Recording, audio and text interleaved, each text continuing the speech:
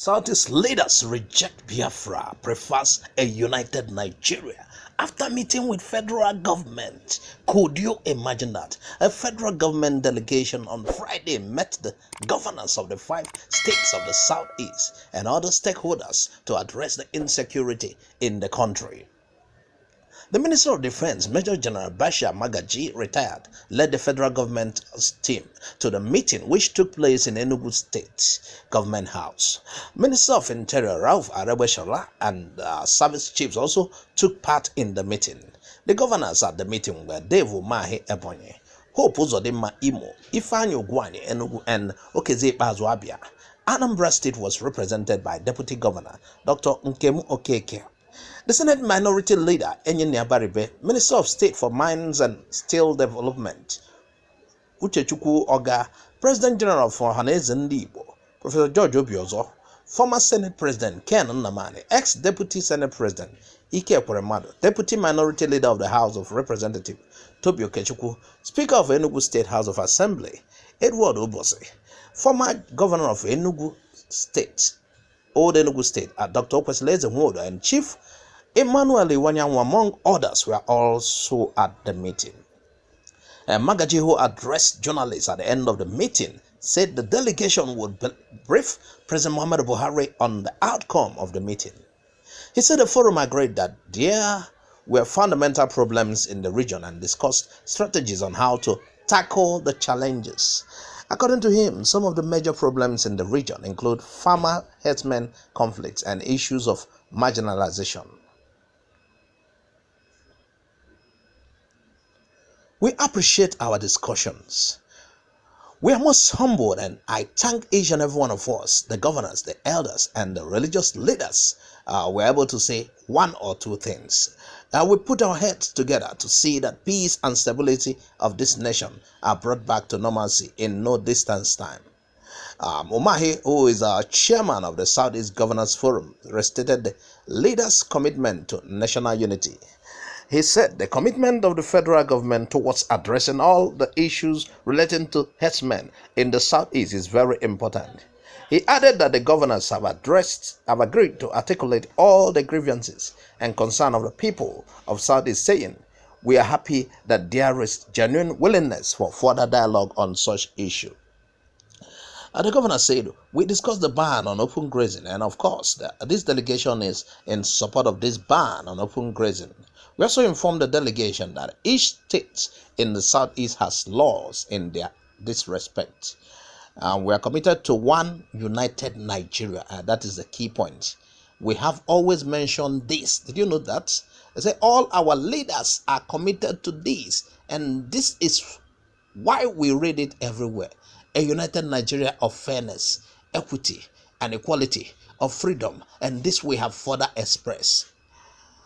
Those who dish out hate speeches from our region, threats of violence or secession, do not speak for Southeast.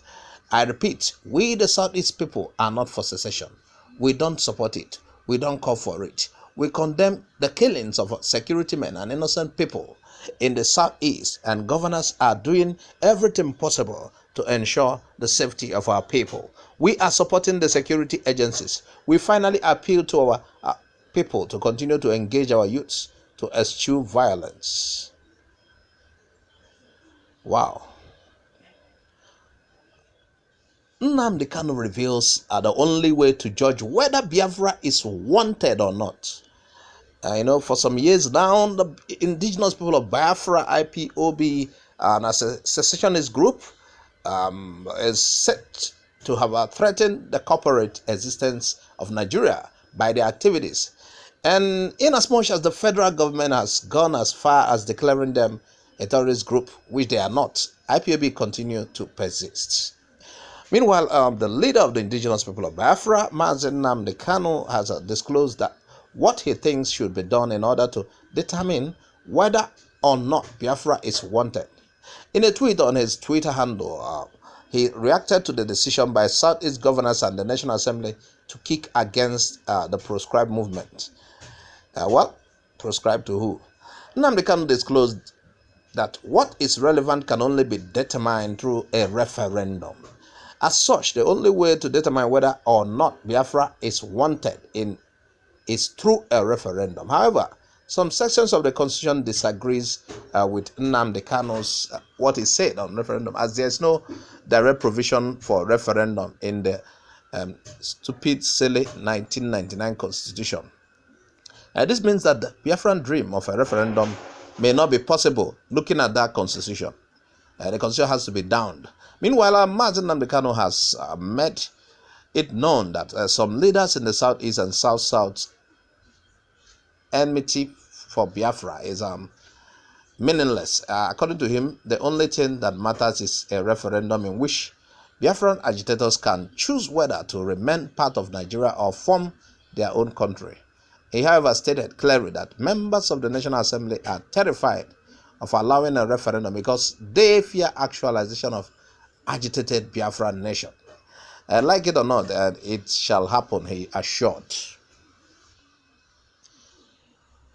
Now on the Nollywood segment is, I will not allow my daughters to join Nollywood.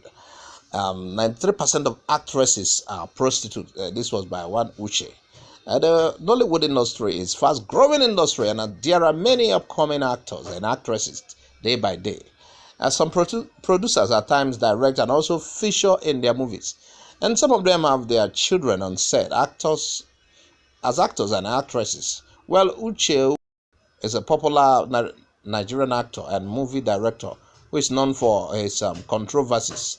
He, however, gathered that the actor has recently made it known to his fans, followers, and the public at large that he will not allow his daughter to join Nollywood. He said because 93% of actresses are pastime prostitutes. He made this known through his verified Instagram page, saying that it's now so bad that married men visit popular actresses with gifts on movie sets. On the post, he continued by narrating how one single Nollywood's popular actress was kissing a married man inside a Range Rover, adding that he was surprised as he got close to notice that the man had wedding ring on his finger. Wow. Well, I believe they all know themselves in the industry. Now, on a review of our story, Nigerian government, including a meeting which Senator Engineer Baribe was present, and other Southeast leaders, they reject Biafra. They pledge a united Nigeria. Could you imagine? Well, this set of people cannot speak for the entire Igbo, Ndi Igbo. There are several other organizations. Certainly not. These are appointed people, and they form part, even though they form part of what we call the Igbo voices, due to they are currently in major positions in the Igbo. The common man has a say in this matter as well. We understand that these governors cannot break a table they feed on. You can't ask a barber if your hair is due for shaving.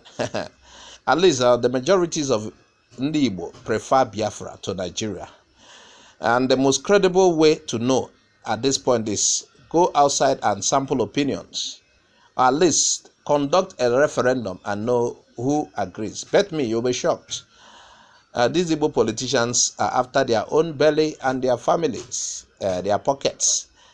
They don't really represent us. Forget what Dave Umahi is saying. Umahi's presidential ambition is in top gear. We understand how he will behave. He's desperately seeking to be president. So Umahi had to put aside the major problem, the cause of insecurity in the region, and several other reasons why we want a split. And by the way, what is the essence of the meeting? Was it to know if he supports one Nigeria or the grievances of the region?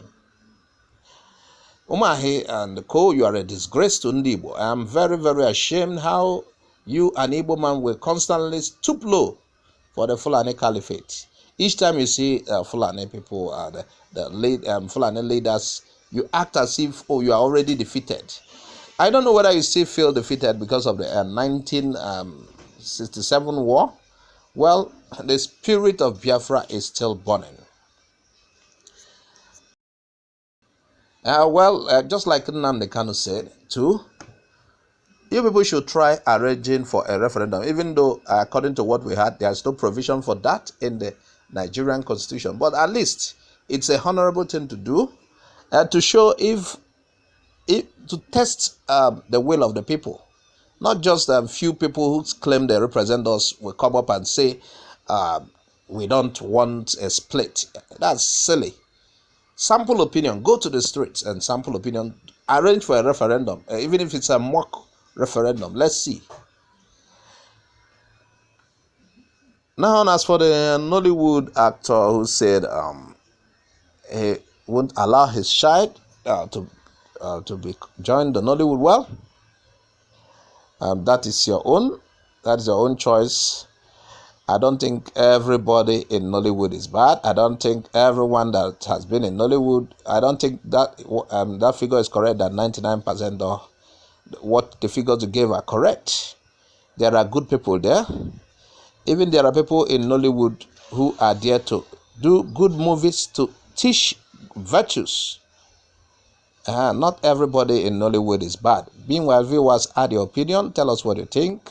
Please subscribe to our channel if you haven't. Click on the bell icon to get our updates anytime it drops.